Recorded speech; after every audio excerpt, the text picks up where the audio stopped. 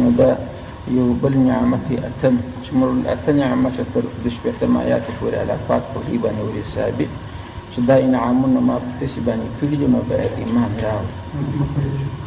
کومې دي؟ سیدنا هغه نو وایي مخصوص هغه وایي د استسقا چې دی هغه نعمت هغه اصلي اتم نعمت. نو الله پاک وایي وإذ در په یاد کړي ای بني اسرائیل هغه وخت استسقا چې طلب د اوبو استسقا د عام خلک هم په پوهېږي چې تاختې چې باران نه وي باره وایي د دې چې استسقا دغه عین استسقا ده لکه موږ چې کوو دوی هم د کهف په شله کې چې وچ مال هغه تحیر ورته پېښ شو لار ورته بنده شو نس ورته وتلی ولې بې امرې کوله. نو دلته په دغه ځای کې باره خو منو سلوا دې ته مقرره شو خو د لوري سره مخ شو هر ګړۍ به د دې ګیلې موسی علیه صلات وسلام ته ویل دا حدیث هغه ځای دی راوس اوس چې خورو چې منو سلوا الله ورته مقرره کړه. نو د انسان چې خواړه منو ته مقرره سلوا د دې خو د کرکانو بریانې غوښې پسې خوري باره تنګې واخیسته هغه وچه شله وه د غرو مابین هېڅ یو بله نه یې خوښېږي باره پر موسی علیه صلات وسلام یې بیا مخ راواړوه مطالبه یې ځینې وکړه باره اوس بیا د تنې دلته شوله وکړه د تنې م وژنه اوبه کمه دي دا خو اوبه بې اوبو هېڅ شی نه کېږي نه دا خپل ژوند حیات کول کېږي نه نور ژوند په کول کېږي خو د جامو په ویزلو کې ضرورت ورته ستا په کښلو کې ستا په نورو شیانو کې ضرورت ورته ډېر دی. نو چې موسی علیه السلام ته راټول شوه موسی علیه الصلاة وسلام بهر نو دعا وکړه دپاره د چا د الله پاک د دغه ځای څخه خبره دا زده کړي چې معجزه د نبي په اختیار کې نه د انبیاو چې معجزې ښکاره کړي. موسی علیه الصلاة وسلام هغه دی د خدای پاک څخه دعا کوي الله پاک د پر لاس باندې دا معجزه ښکاره کړه. د نبي معجزه که په اختیار کې اختیار په دا معنی چې هر وخت د اراده وکړي چې معجزه ښکاره کړي. معجزه خو معنا یو خارق العاده کار په عادت کې خلک نشي کولی مګر د ده پر لاس باندې ښکاره شي مګر هغه سړی چې هغه تابع د دین سماوي او دعوه کوونکي د نبوت هم یې دعوه د نبوت لره شکه چې پر لاس یې دغسې یو خارق العاده خارق العاده څه معنا څرونکی د عادت چې په عادت کې کار نه کېږي د یو کې عادت پر لڅي هر څوک ورته عاجزه شي دغه ته معجزه وایي. نو معجزه موسی علیه السلام ښکاره کوي مګر د الله څخه دعا کوي. نو وإذ در په یاد کې هغه وخت استسقا چې طلب د اوبو وکړي موسی علیه السلام د خپل ځان دپاره کوي یا د قومه دپاره د خپل قوم ورټول شو مخکې وواړوه ول دا دې په څه په تخته کړو اوس په تنده باندې اختی نو اوبه راغله د الله پاک ته لاس ورته کې دعا یې ځینې وکړه. نو وایي د دې څخه په نن زمانه کې دا زموږ عصر چې دی هم د استسقا طرز ځینې زده شو چې خلک دغسې یو بزرګانو ته ورسي هغه ته وایي چې ته دعا وکړه موږ به امین پر وکړو باره به نو الله پاک باران پر وکړي د کبرو یې نه دي ورکړي. ګوره موسی علیه صلات وسلام ته دې ورغله هغه نبي دی د خدای پاک نو اوس که انبیان یې علما شته نور دغسې مشایخو بزرګان شته هغه ورسره بوځي بار نو هغه دعا یې وکړي دوی د اوبو په توپیل کې بار نو امین پر وایي الله پاک یې زموږ قبوله کړي. نو دوی چې دعا وکړه موسی علیه السلام خپل طلب د اوبو یې وکړي د خپل قوم دپاره فقلنا الله وایي نو موږ به ورته وویل حکم ورله واکړي چې اضربته ووهه بعصاک فلکړه سره ستا الحجره ډبره دغه عصا نو مطلب هره لکړه نه ده دغه یو خاص لکړه وه چې حضرت شعیب علیه صلات وسلام و موسی علیه السلام ته ورکړې هغه بیا بل ځای واقعه راځي د شعیب علیه صلات وسلام لس کاله میږ وپیولې هغه شعیب علیه السلام چې دی رارخصتاوه یې وایه نور په نکاح ورله راوکړه خپله یې وایه لکړه ورسره وکړه چې هغه ته پاتې دا لکړه ډېر کارونه کوي. نو دغه لکړه به موسی علیه السلام ورسره ګرځول خورا ډېرې فایدې په دې لکړه کې وې. نو الله وایي ما ورته چې ما ورته دا ستا په لکړه سره چې در څخه ده په دغه ووهه الحجره ډبره ووهه دغه الحجر چې الف لام راغلي ترجمه ته به په دې پوهېږي. ځینې مفسرین رحمت الله علیهم وایي دا الف لام دپاره د عهد دی معهود په دې سره هغه ډبر دی چې په بخاري شریف کې د هغې بیان راغلی په بخاري شریف کې داسې راغلي چې وخت موسی علیه صلات وسلام لمبېدی د چې باره یو ډبره پرته وه د اوبو پر غاړه پر دغه د خپلې جامې مبارکې وکښېښولې ډبرې یوپله بس میدان ته ګیله شوه ګېلېده ولاړه د بني اسرائیل یو جماعت ناست لکه د کلي په مابینځ کې مجلس ناست هلته ډبره ودرېده دی چې ځغاستې ویل ثوبې یا حجر ثوبې یا حجر ازمه کالي راکړه ډبرې ازمه کالي راکړه ډبرې چې ځغاسته هغه دانه ورته درېدل او ورته دی لسې پټ چې ورغله چې ورغلي هغه دا ویله چې موسی علیه صلات وسلام چې دوی یو عیب وایي چې دا چوره ده چا به ورته د نصاب طور خسي دي دغسې عیبونه پرې ویل نو خو هغه خو پټه معامله وه چا ته نه معلومه ده. الله پاک دغسې د ده پام نه و هغو چې هغه عیبونه هغه چې بني اسرائیلو مشرانو په دې پسې تورونه لګول باره رسوا شو چې دا خو صحیح الاعضا سړی دی د ده هغه خپل اعضای مخصوصه چې وه هغه جوړ روغ و سالم انسان و هغه دی چې په تور پر لګاوه چې یو بل چوره بل بل خسي بل بل څنګه هغه عیب الله ځینې پورته کوه نو یې دغه چا مکې دا ډبرې باره کالي ځینې وزغرل دا د ده بله معجزه وه ډبره وځغاستې چې دا هغه ډبره وه چې دی پسې واته یې کالي یې ځینې واخیستله تر دغه ځایه پورې په بخاري شریف کې راغلي دا نور نه بعد تفسیر په کتابو کې وایي عبارت په هغه ځای کې جبرئیل امین ورلرالی چې الله حکم کوي برای دغه ډبره در سره پټه کړه. دا یو وخت په شدت موسی علیه السلام کې وویل ګوره د هغه ځای پر کوم بخاري شریف کې صحیح روایت دی تر هغه ځای پر موږ عقیده ورلرو چې کالي یې ځینې وځغلول د بني اسرائیلو مجلس ته ډبره ولاړه دی پسې ورغی لس رپړ ډوډۍ کالي به راواغوسته. هغه د ده عیبونه چې خلکو پسې ویله چې په دې کې شته هغه نه وه پکښې کې هغه خبره مازې الله پاک واضحه کړله د هغه خلکو درواغ یې ورنشته که حکمت خو هغه دا په بخاري کې دی. نور نه بیا دا خبره په تفاسیرو کې راځي چې دلته جبرئیل امین ورلره رالی بالا ونه ته ویله چې ډبره د سره پټه کړه یو حکمت پکښې کې دی نو هغه ډبره ده ساتله ورڅخه وه لکه د انسان سر دغونه قدر ووایي په دا تفاسیرو کې وایي 4 مخه یې درلوده په هر مخ کې 3 دې چینې باره راغورځي نو هغه ډبره بعصاکه په لکاډه سره سه الحجر هغه معلومه ډبره چې تاسو درڅخه دا یو روایت چې ګورې الف لام دپاره د عهد شو هغه زړه ډبره چې د الله پاک په وساته حکمتونه پکښې دي هغه دغه. په بل روایت کې وایي چې یا الحجر په دې کې الف لام د جنس لپاره د جنس ډبره هغه ډبره چې ته ووایې دا نه دی چې خامخا یو معلومه ډبره خو معجزه ده نو ته ووایې یو ډبره الحجر معنی هغه د جنس لپاره څه معنی جنس ډبره چې هغه ډبره چې کې ووایه په هغې ته معجزه راښکاره کېږي نو ده یعنې فغضربه نو ده بر هغه ډبره وویل فغضربه هغه یې وویله فانفجرت منه. ګوره تاسې خو نو نه دي چې هغه وایي ما ورته وویله بس په دا ویلو سره چینې راوغورځېده یا نو وهل یې غوښته نو هغه وهل ځای کومه ته ذکر شوي دي نو هغه محذوف دی چې فانفجرت پر رابناسي چې ده نو دا ډبره ووهله فانفجرت علا عباره را وخوټکېده منه د دغه ډبرې څخه 12 عینه د هغه څخه 12 چینې راوغورځېدې 12 چینې ولې وې خو د یعقوب علیه السلام چې د یوسف علیه السلام پلار د هغه زامن 12 پات شو بني اسرائیل خو ما د چمار اسرائیل د یعقوب علیه السلام خپل نوم دی خو د اولادان د ده اولاده په 12 خبره باندې هغه 12 زامن یې او د هر ځای اولاده چې جلا جلا خاندان و لکه زموږ خلک پښتو کې کهول بولي دا فلانی کول دا 12 کهوله پر لګرځېدل د بني اسرائیل دا 12 کهوله نو هر کهول د هغه بله کهوله سره خپل هېڅ منافع نه شریکوي نه خوراکه ورسره شریکول نه شنګ شی ورسره شریکول هر یو استقلال غوښتي په هر شي کې نو الله پاک د دوی د قبیلو مطابق 12 شینې په دې ډبره کې راوغورځول بس دې ډبره 12 ځای اوبه راوتله او دوی چې بیا فرق پکښې کې په دغه قبیلو کې ځینې قبیلې چې وې غټې وې ډېر نفر یې درلوده ځینې کهولونه بیا کوچني وه هغوی بیا لږ نفر درلوده دغه چې دا چینې راوغورځېدې دغه هم د هرکمې چا و چا ډېرې اوبه راغورځولې چا لږ داسې درجه پر درجه کمېدله هغوی چې ورته ودرېدله خپله په پیدله چې ډېرې اوبه یې باید دا د فلاني کهول دي ولې هغه ډېر دی په کور کې دا بل چې دی د هغه چې کم و دا د هغه دي هغه د هغه چې به کم و دا د هغه ګرده خپله په علائمو باندې سره وپېژندله نو ترجمه ته متوجه است فقلنا الله وایي موږ ورته چې ته ووهه په عصا په لکاړه سره ستا الحجره ډبره ووهه ده ووهه ده فانفجرت باره راوخوټکېدې راوچاودې منه د دې ډبرې څخه 12 عینا چینې ځینې راوخوټکېدلې معنا د اوبو چې سره کمې مبارز یې ورکسو جنجات پېښ دي الا وهي قد علم كل اناس مشربهم قد په تحقیق سره علم چې پېژندله كل اناس هرې ډلې هر کهول مشربهم هغه خپل مشرب هغه ځای د چښلو د اوبو چې دغه زموږ د چښلو ځای دی دغه د فلاني د چښلو ځای دی اوس نو په دې ځای کې چې دوی یوه خبره بیضاوي رحمه الله نقل کړې تر چېرې بیضاوي کې وایي دلته ځینې کسان سوال کوي چې وچه ډبره وګوره په لکاړه یې وایي بار ورته اوبه پکوي عقل یا نه اخلي نو دا یوه معجزه خو وایي دغه چې عقل یا نه اخلي خارق العاده کار ته ویل کېږي او بل دا موږ به د هغه خلکو څخه چې دا مثلا د نوي رڼا خاوندان دي دوی نه وایي نور روشنفکران وایي داسې خبرې په قرآن شریف کې راغلي بره وایي دغه خبرو خو بیا دوی ورته ویل چې یوه ډبره ده اوسپنه ورته ونسه ورکشي یې بله ډبره یې نه ورکشي معنی این رباح په خپل ځان کې ډبره ده این رباح چې موږ ورته وایي مقناطیس چې ورته وایاست دا خو د ډبرې قسم هغه په دې کې دا خصوصیت د الله پاک ایښي یو اوسپنه ورنږدې که ځان ته راکشي په ځان پسې مړ شو د رویي بیا ورنږدې کړه رویي بیا نه په ځان پسې نه مړ شو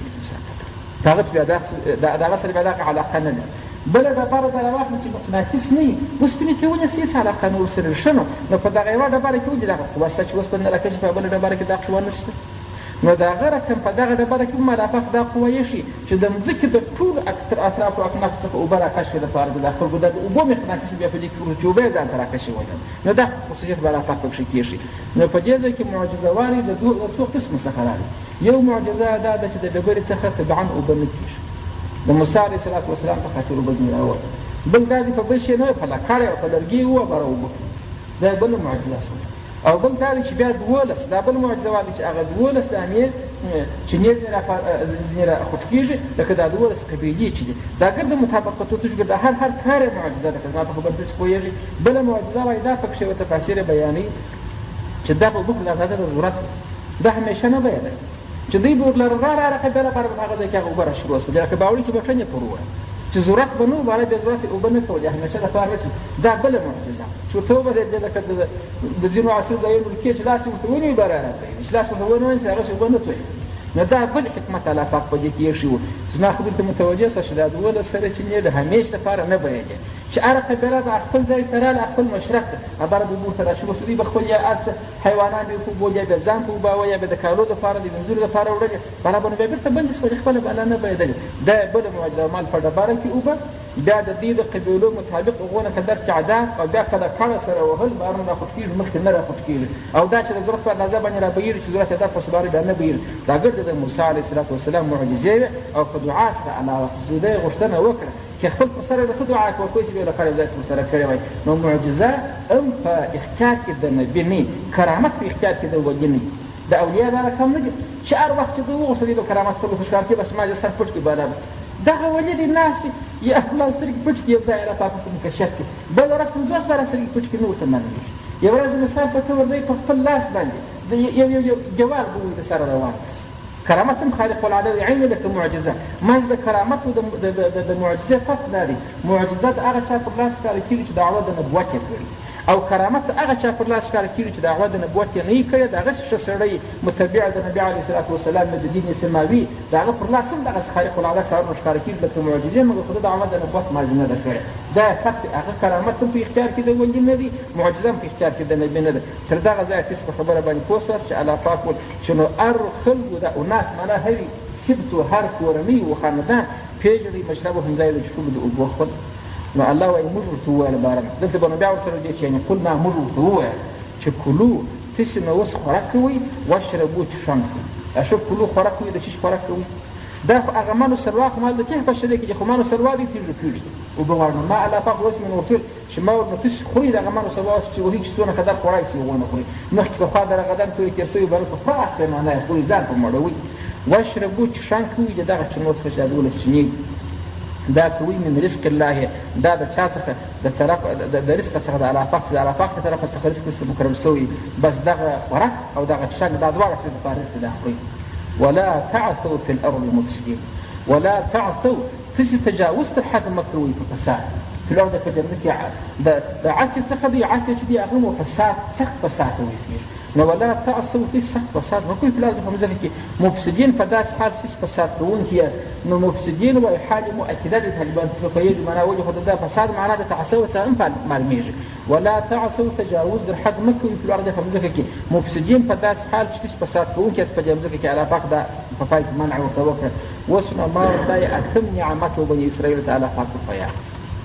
دا څو نعمت اتم دا اتم نعمتونه الله پاک په باندې حساب کړ چې دا انعام دا هغه د کیسو په تفسیر دا بل انعام څه تدریس وی الله دې وچ کړ کله بل څه ودته مقرر کړل دا کار بل کوم قوم سره سوي الله چې تاسو دا کار وس نو دغه انعام الله دې تکلیف هغه سبب په دنیا سره کاشه لا ایمان پر اخر زمان نه باندې نه راوړي واسمه دې شناعت الله پاک شي وإذ بالفيات شناعت معنا بديه لدي عين الله راکورته دي هغه ګناه راکورته چې دغه ګناکار هم واس او دغه انعامونه هم د باندې کړی هغه د ګناه ځای ده وإذ هغه وخت فيات کې بني اسرائيل قلتم تشتسوا يا موسى لم نصبر مش صبر مسكولای على طعام واحد فدي وخره برال تالي دي شپاو سر وکال مختلف کال مدالته سر وکال بس من بسرواده من بابا ول چې اصل څه یو مخونه زلا په سجده باندې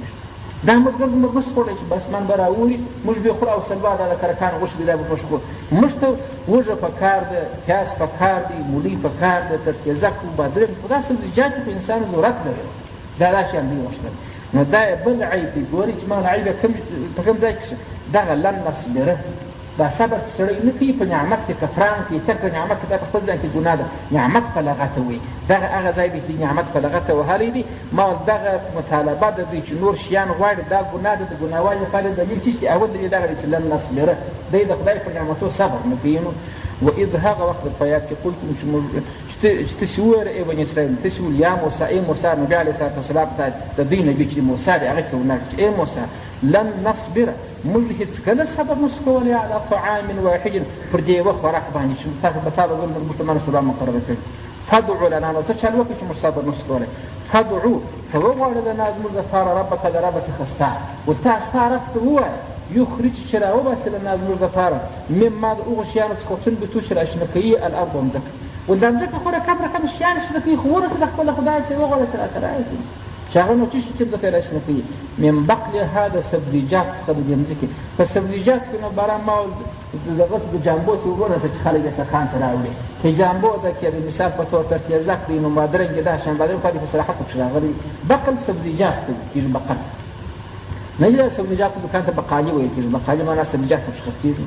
وقثائها او د بادرنګو څخه د دې مځکې چې بادرنګ راباسي وفومها او د وږي څخه د دې مځکې وعدسها او د داله څخه د دې مځکې وبصلها او د پیاز څخه د دې مځکې ول دغه شیان زموږ په کار دي دا زموږ نه سلوا دا زموږ نه ده په کار تاسې وایي دا ټول ته متوجه شئ د قرآن کریم چې موسی علیه السلام ته تل د ستا د ربه څخه ولتدعو ته غوښتنه وکړه لنا زموږ دپاره ته که خورې که نه خورې زموږ دپاره ربکه د ربه څه ستا یخرج چې د الله راوباسي لنا زموږ دپاره مما د هغو شیانو څخه تنبتو چې راشنه کوي الارض مځکه دغه شیانو څه شي بیان غواړي بیان یې دغه دی چې هغه نو من بقلها د سبزیجات څخه د دې مځکې دي وقثائها د بادرنګو څخه د دې مځکې وفومها د وږي څخه د دې مځکې وعدسها د داله څخه وبصلها د پیاز څخه دا شیان په نامه راغله مګر یو ځای ته متوجه سي د فوم په تفسیر کې تفاسیر اختلاف کوي ځینې مفسرین وایي چې وفومها د غنمو څخه د دې مځکې مګر نور مفسرین وایي یا وفومها د اوږې څخه د دې مځکې د دغه فوم اوس د اوږې تفسیر ښه دی چې هغه د غنمو ده نو تفاسیرو د دې وجه ولې برای دا د اوږې تفسیر پر بیا دی د چا د غنمو طریقه که څه مولانا اشرف علي تانوي رحمه الله چې دی هغه د فوم ترجمه په غنمو سره کړې د فوم غنمو ته ویل کېږي اوږې ته هم ویل کېږي مګر نور مفسرین د اوږې قایې ولې پر بیا ده پر دې پر بیا ده یوه وجه یې دا چې د فوم تورې چې دی په دغه ځینو قرأت کې په دغه ځای باندې وثومها تورې ذکر شوی دلته خو فوم دی په ځینو قرأتو کې د قرآن کریم وثومها ثوم بالاتفاق ټول بشي په نه ویل نو د هغه قرأت څخه موږ قرآن هم تفسیر د نور آیاتو دپاره ګرځي یو آیات د بل آیات دپاره تفسیر ګرځي نو هغه بل قرأت چې شوی دی چې وثومها دی په دغه ځای کې د فوم پر ځای هغه د دې دپاره تفسیر کړو هغه خو وږي ته ویل کېږي نو فوم هم وږي ته ویل کېږي په دغه ځای کې موږ مراد دا یا بل دا چې علافات ته تفسیر داسې وایي دا فسیر ته ورته چې وګوره چې قال موسی علیه السلام اتستبدلون الذي آیا تصف بدل کې اخلي الذي هغه شی هو چې هغه ادنا کم دی بالذي په هغه شي په بدل کې اخلي هو چې هغه خیر نو خیر دی نو هغه منو سلوه علی خیر وبلل دغه شیان چې دی غواړي دا ادنا وبدل نو که د فوم ترجمه په غنم وکړي نو غنم کله ادنا و غنم په ټولو خوراکو کې هغه اعلی خوراک غنم خو هغه اعلی خوراک دی دلته په سعید کلمه کې وایي دا ادنا خوراک دی نو چې د ادنا تو هم دغه فوم چې نه دی دا په معنا سره د غنم نه دی ولې خو ادنا نه بلل کېږي غنم خو اعلی خوراک دی نو د فوم څه وږه مراده وږه ردي خوراک دی بېکاره خوراک دی دا یې درېیمه وجه دا ده چې د فوم کې د اوږې خوا پر اولاده چې دلته مناسبت د پیازه سره اوږه لري غنم یې نه ورسره دغه د بادرنګ ته چې وګورې سبزي تورې ته چې وګورې بصل تورې ته چې وګورې هغه پر غالبه ده د دې چې مراد کې د دې چې غنم مراد کې هم د غنم تفسیر خو صحیح دی خو اولاد هغه د فوم څخه وجه مراد کې ما یې دا درې وجوهې وویلې یو هغه دی چې به غنم ته ادنا نه وکړي پسې علاقه کوي دا ادنا و بېکاره خوراک دی د موسی علیه السلام خبرې ورته کړې ده او بل دا دی چې په بل کاک وجه ذکر راغلی د ثوم ټول نو ثوم په خپله خو موږ ته ویل کېږي هغه د ثوم پر ځای ذکر شوی دی نو کوم مراده او درېیم دا و چې مناسبت د خپلو همسایګانو د خپلو همجوارو ته چې وګورې چې بادرنګ ذکر دی سبزي ذکر دی بصل ذکر دی نو اوږه ورسره مناسب دی نو بېرته خپل تفسیر ته راغلم چې نو دوی دغه شیان چې مځکه یې راباسي دا مشترکه قال موسی علیه السلام څنګه ورته وایي اتستبدلون ایا تاسې بدلوئ د دغه ځای څه بله د امزه د استفهام امزه د استفهام انکاري دی چې ایا تاسې بدلوئ یعنې خو دا بدله مه کوئ دا معنا ګناه زما خبره تاسې متوجه شمال دی د بني اسرائیلو ګناه ذکر کوي دوی دغسې ګناه کول د دغه نعمتو سره یو دلیل یې د ګناه دپاره څه شو چې ولن نصبره دغه دلیل دی چې موږ صبر نشو کولی چې دا نو ګناه ده ولې د خدای په نعمتو کې بې صبري کوي بل دلیل یې دا دی چې دا ګناه ده چې موسی علیه السلام په طریقه داسې انکار و حیرانتیا بابا بدلوي دا ته بدل کوي په خبره ده چې په ګناه کې د اسلام انکاري کوي ته دغه کار کوي او ولادو نعمتونه دې سلبه کړي بل یې دا دلیل د ګناه والي دپاره چې ته به په بدله کې اخلي الذي هغه شی هو چې هغه شی ادنا هغه کم دی خوار دی دا اخلي بالذي په هغه شي سره هو چې هغه خیر و خیر دی هغه خیر منو سلواسه دغه ادنا نو دغه شیان چې دا اوس ذکر شو د سبزیجات او بادرنګ او فلانه دغه شیان نه ادنا او بېکاره شیان نو ته په هغه خیر شي دغه بدله دغه غواړي موسی علیه السلام انکار ورته وکړي نو الله وایي موږ به راوتل چې اهبطوا مصر چې حکم دا دی چې اهبطوا تاسې مصرا ویوشات، نو په دغه شله کې د غره دلته نه بادرنګ شته، د غره شلې بادرنګ نه کوي، نه دا اوږې کوي، نه دلته پیاز نه کوي، نه تفیزه کوي، نه مولی کوي. نو که ته د دغو شیانو شوقي نو ځه د تیف د شلې څه شوسه. د تیف د شلې په شاوخوا کې د یو کوچنی ښار نو مصرن یې نکره ویلې دي، ګوره مصرن وشات. ځینې مفسرین د دغه مصر څخه هغه مصر د فرعون یادوي چې هغه وار واره ځینې راووتل چې مصرن بېرته مصر ته ولاړ شي، نو هغه د فرعون علاقې ته ورشي، هغه منځ کې دا پیاز دا شیان شنه کېدل، ته چې د هغه ځای عملیات هلته به دا جوې جوړېدلې. په شلو کې نه کېږي، په شله کې د هغه پر تابع دی چې ما سبا درته مقرره د غوښو خورې د هلته سبا ورسره من ورسره خورې، کله ناراضه وه چې هغه شیان غواړې ښار ته شوسه. ما ځینې مفسرین د مصرنه څخه هغه مصر اخلي چې ځینې راوتلي دي، هغه خو نو عالم شو. دلته دا مصر په هغه مصر معنا سره دي، مصر فقط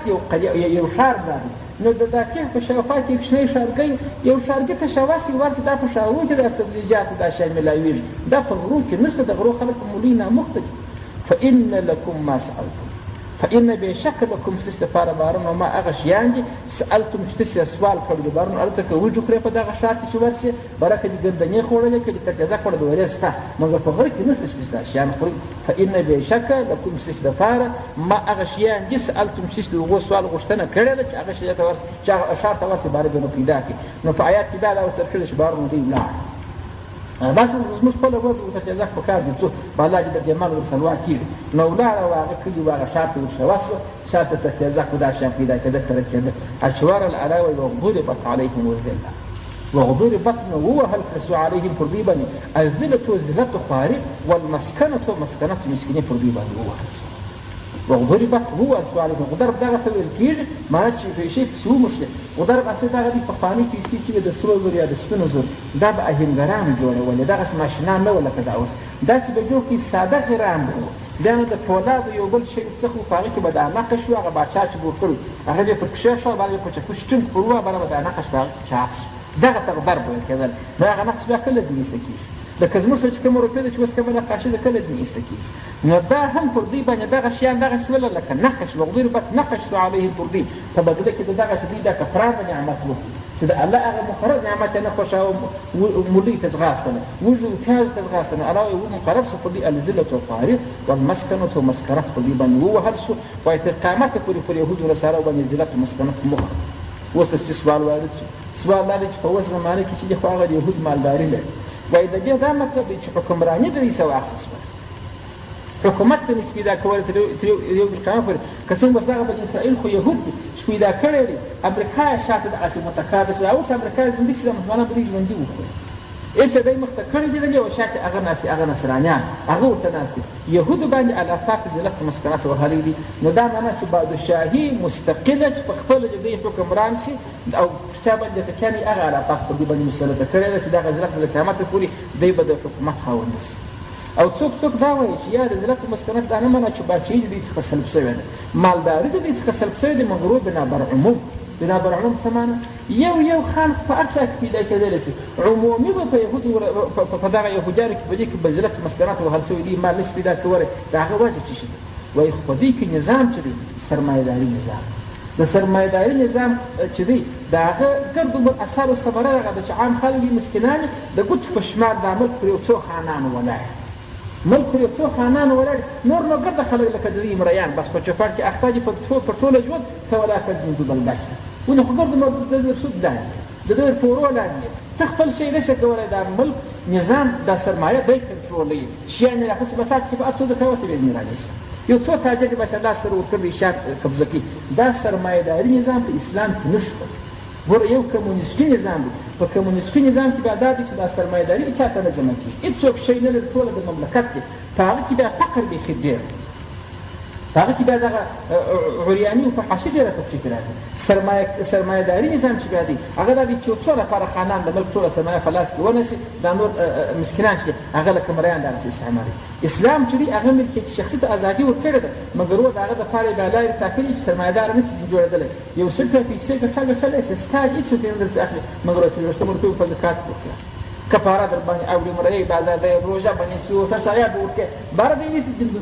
دوبلګا نشي کېدلی. معنا د دغه دنیا دغه ډېر څه سرمایه‌دار نشي جوړېدلی، خو د اسلام د نظام لاندې دغسې اسلام په چیپ نیولې دلته ځینې کاټ کړي، هلته ځینې کاټ کړي، هلته ځینې کاټ کړي، بس دی خپل مالیم څه وعده کوي، مګر دا مسکینان دغه رقم نه کېږي لکه د مریان، خو الله پاک ورته حق یې چې ورکړه څلوېښتم ورکړي، خو په نن زمانه کې 40 لکه یې کړي دي لکه زکات کوي، نو 1 لک زکات خو د مسکینانو بس اوس نو چې یو سړی د مثال طور 1000 لکه کالدار دی، دا ماړه دغه دا 100 لکه 200 لکه اوس ولکه بل ډول ملایمېز د کمالنګ په دې کې دا رقم دی 1000 لکه 2000 لکه، نو چې په 40 لکه 1 لک روپۍ د ځینې راواخله دی په دا لکه چې باندې مسکین ستا د دومره یې کېږي، خو نه مړه یې کېږي، خو هغه احسان یې مرسته باندې هغه څه خود به راکوي، خو هغه باندې یې شي ولې نه راکوي. نو باره دا خلک د مریان نه جوړېږي په اسلامي نظام کې، په سرمایه‌داري نظام کې دغه پیسې بس غونډوه، تا باندې صدقه و خیرات نشته، په تا باندې زکات نشته، بل شی نشته، او دا مسکین مجبور دی چې ستا مریی نشي ګوله نشي پیدا کولی. نو په دې کې سرمایه‌داري نظام دی په دغه د دوی پر عامو خلکو ذلت و مسکنت ترپل سوی دي، لکه مریان هغه رقم ژوند به کوي، او د ګوتو په شمار کې 10 شلو 15 خانات په شکل هغه حساب نه چا دا جواب کړی دی. درېیم جواب دا چې الله پاک پر دې باندې ذلت و مسکنت ترپلی دي، دا نه معنا چې ودې ته به مال او دولت نه جمع کېږي، چې دا د ټولو ښه جواب دی. هغه دا دی چې دوی به مال لري مګر دا خپل مال نه ښکاره کوي، ګرد عمر د صدرې دي پنې پر کېږي مګر پې په لټې وایي 50 لکه یې فلاني ځای کې تاوان کړی، اوس یو تاسو د ظالم دي سرمایه څه وایي چې 50 لکه یې تاوان شي، نو سرمایه خبره همداره 1000 لکه مګر د ده صدرې به پنې لري، ده به زاړه کالي اغوستي، دغسې به خوار و ذلیل کول کېږي. دغه ذلت و مسکنت پر یهودو باندې وهل سوی دي چې دغه نو اکثره موږ بیا په خپلو ځینو خلکو کې وینو دی دا خپل پیسې نه ښکاره کوي، دغسې خوار و ذلیل کېږي، دغه د یهودو خصلت دی. دغه درېیمه ترجمه د وغدوري بس الله وایي وهل کړه سوی دي چې دوی دا کلي ته ولاړه د خدای په نعمت کې کفران وکړي، علیهم پر دوی الذلة و ذلت پر وار سوی دي والمسکنة و مسکنت پر ګرد عمره به دی خوار و ذلیل دي، او پیسې چې بیا په لټه پیسې باطل کې دی لري، دا رقم دا خپل پیسې نشي ښکاره کولی، په دې خپله دنیا باندې تنعم نشي کولی چې ښه نعمتونه پکښې کې وکړي. نو وباء الله وایي دوی رجوع وکړه بغضب په غضب سره من الله له طرفه څخه د الله پاک د الله پاک له طرفه څخه یې غضب واخیست، غضب پر دې باندې چې په غیر المغضوب علیهم په یاد شو ما سوا هغه المغضوب چې غضب پر سوی علیهم په دې غضب رجوع وکړه بغضب په غضب سره معنا مستحق شو د غضب من الله له طرفه څخه د الله پاک استحقاق د غضب نو بیا څه شي استحقاق د غضب دا دی چې ته ورکول شو چې د مخه ما د ټول شمال په دې کې تقریبا د یعقوب علیه السلام د زمانې څخه د حضرت عیسی علیه السلام تر زمانې پر رواج په دې کې 4000 نبیان راغلي، دغه نبوت الله د دې څخه واخلي برای بني اسرائیل د اسماعیل علیه السلام اولاد یې ورواړ د اسماعیل علیه السلام دغه عرب چې په نبي علیه السلام د عربو ته دا نبوت یې واخلي، په دې کې نبوت نور ختم شي. دغه بلا غضب چې الله پاک دغه څونه غټ انعام چې نبیان په دوی کې راکړه، دوی چې دغسې نافرماني کولې الله دغه غضب پر وکړي برای نبوت په تس کې نور ختم و عربو ته راواړو چې نبي علیه السلام نو داسې شمال برای نفس نه اخیستل، شمال د مخه خو معنوي او ظاهري د تعلیم مرجع دواړه وه، که معنوي شي په کفر چې خلکو به دم په کوه چې به کوه خلکو په دې کوله، که به دغه نور ظاهري تعلیم یافته وه دي تعلیم یافته وه حسابونه دوی ویلي وه، نو د ټولو خلکو دنیا سترګو دې ته متوجه دي به کوم کار کوه خلکو به هغه کوه، مګر الله پاک دا غضب پر وکړي برای هغه ځای المهر کې د نبوت کې برای نبوت و چا ته راواړوه و عربو ته راواړوه چې نبي علیه السلام نو دغه غضب سو وباء دوی رجوع وکړه بغضب په غضب سره من الله له طرفه څخه الله پاک چې نبوت په دې ختم شو. دا نو ولې الله پاک دا ورسره وکړه ذلک بانهم کانوا ذلک دغه کار چې پر دوی غضب وکړه سو پر دوی ذلت مسکنت مقرر سو بانهم کانوا یکفرون بآیات الله فسبب چې انهم دي كانوا یکفرون دي کفر کاوه بآیات الله فآیاتو سره د الله پاک د الله پاک آیاتونه زموږ انکار یې کاوه یکفرون بانکار کاوه منکر کېدله بآیات الله فآیاتو سره د خدای پاک دا یو ويقتلون النبیین علی بني الاعقاب که قتل د نبي چا وکړي یا د نبي د وارث دا په ټولو کې خیر ولا بس دا کار دی په قرآن کې دا ويقتلون دي وجله النبیین نبیان وجله په یوه ورځ کې دوی وایي د څاښت تر وخته پورې بازار ته نه ولاړ باران دغه خو ګرد مردبي لاري دا وکړه دا مه کوه دا د دوی کار به پلار خلاص باران په اتفاق پسې راووتل اویا نفره نبیان یې په یوه ورځ حلال کړ د دوی اوس نو بازار خلاص باره ولاړ خراق کټ ورسره خندلی د دوی چې ځان خلاص دی حلال کړ اویا نفره پر یوه ځای باندې باره ورنه باره یې بازار خلاص نو الله دا کار په دې کې باره یو دغه قتل د نبیانو یې وکړي دغه کار چې د دوی سره اوس چې الله وایي ما غضب پر دوی باندې مسلط پر دې ذلت و مسکنت ووهل شو دا وجه دغه د دې نبیان وژل او دا یې وژل بغیر الحق. اوس په دې کې بیا سوال دی نو نبي او څوک په حق وژلی شي؟ نبي خو ګرد عمر چې وژني بې حق یې نبي وګوره په حق وژل ولې په حق خدا باندې چې څوک ستا قتل وکړي بالا به ته قصاص نه اخلي نو قتل خو ګناه کبیره ده انبیا خو د ګناهونو څخه معصوم دي خو صغیره ګناه لا نه کوي نو کبیره به کوي خو اشتباه نبی نعوذ بالله راکشي بار وازی قصاص وکړه د پلانې نبی نعوذ بالله نو نبی کله ګناه کوي قتل خو ګناه ده چې قصاص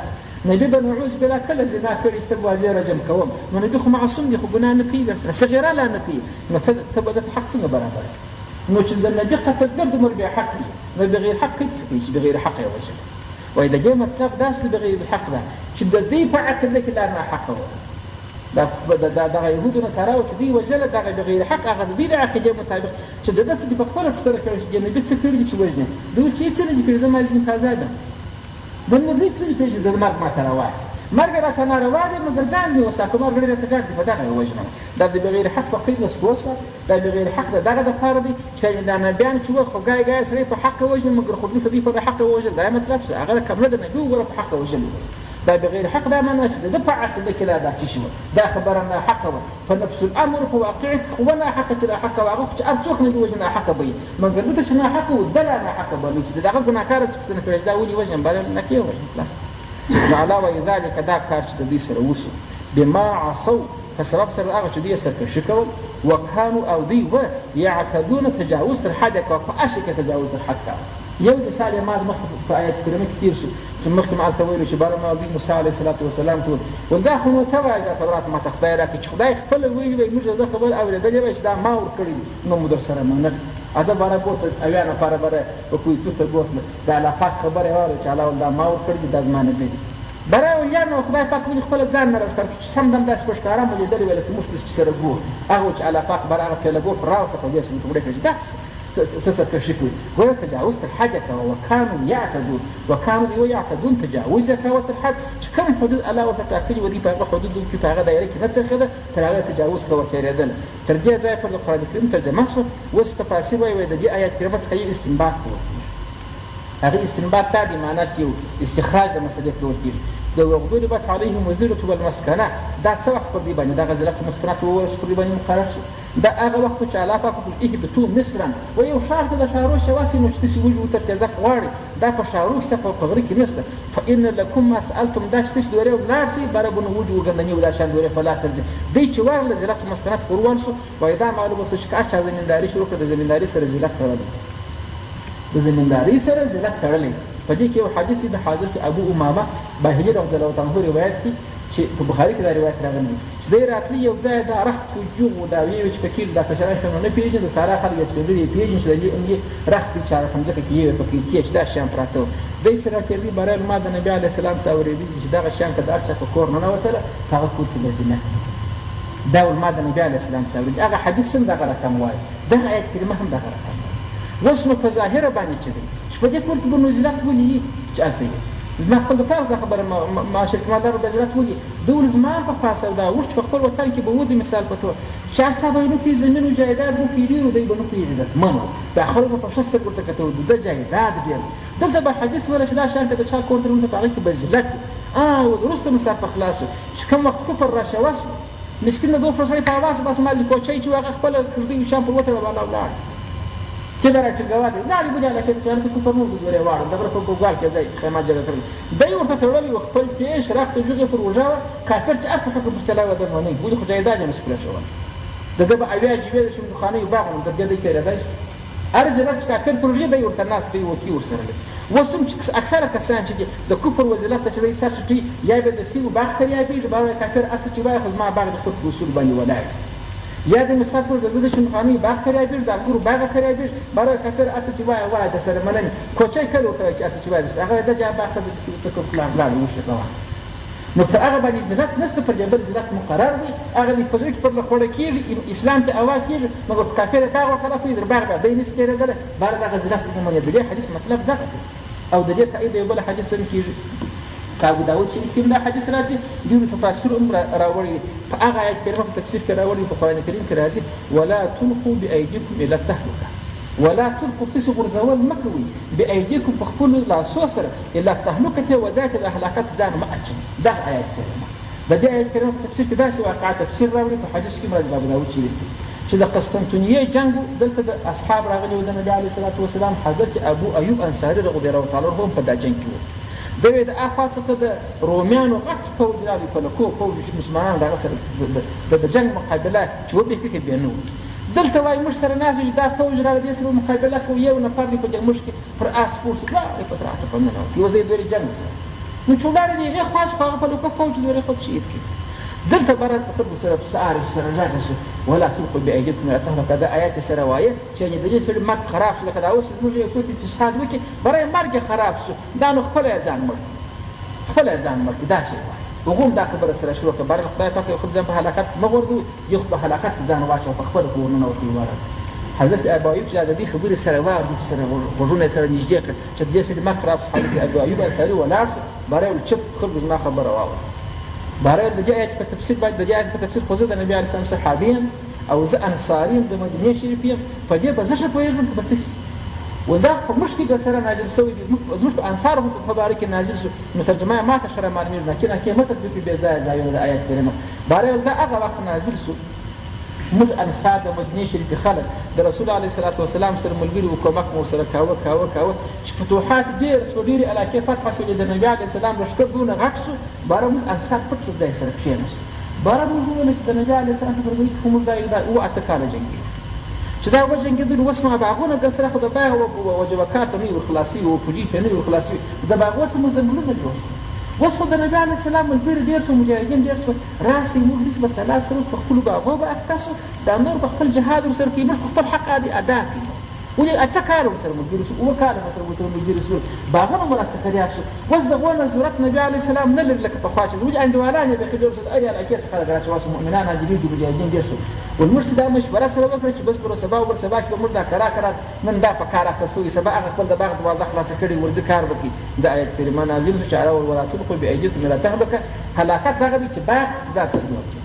هلاکت دغه دی علاوه په خپل ځان په لوی لاس هلاکت ته مه اچوه چې ته ښه نالان کړ دې ښه ښایسته باغونه جوړ کړه دغه هلاکت دی ولې بیا دې زړه نه ځي. نو دا هم دغه استنباط څخه توپیر لکه دغه آیت کریمه چې وایي چې ذلت په باغو کې دي ذلت چې دی په